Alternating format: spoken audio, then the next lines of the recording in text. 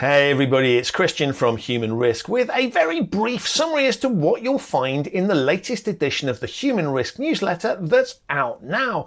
I start by exploring the coronavirus or COVID-19, looking firstly at, well, what I'll politely term as some interesting decision making by individuals around that topic, and then I move into some of the behavioural research that's going on at the moment that is designed to help us think about how we can manage the challenges posed by the virus. There are ethical considerations, there are considerations around interpretation of the data that's available, and what actions should the governments take and when should they take it. And there's a lot of behavioural scientists that have been studying and looking into these topics and have some quite interesting conclusions around that.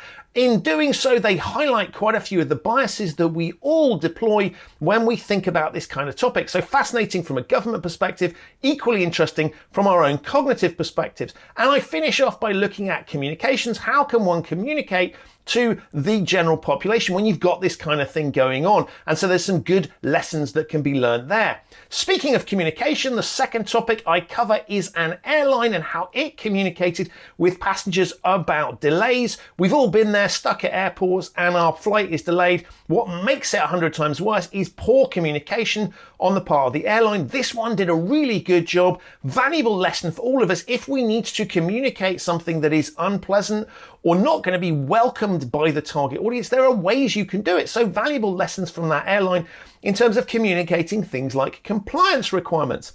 Then I look at some research that explores the nature of disruptor businesses, posing the question, are disruptor businesses more likely to face ethical problems? The answer, perhaps unsurprisingly, is yes, and I've got a few articles that explain why that might be. Finally, a recommendation for you is a podcast. It's one about behavioural science, fascinating pieces. I say that in a slightly biased way because I was actually asked to appear on it, but you should listen to it in spite of the fact that I'm on it. All of that plus more in the Human Risk newsletter, available right now. Thanks for watching.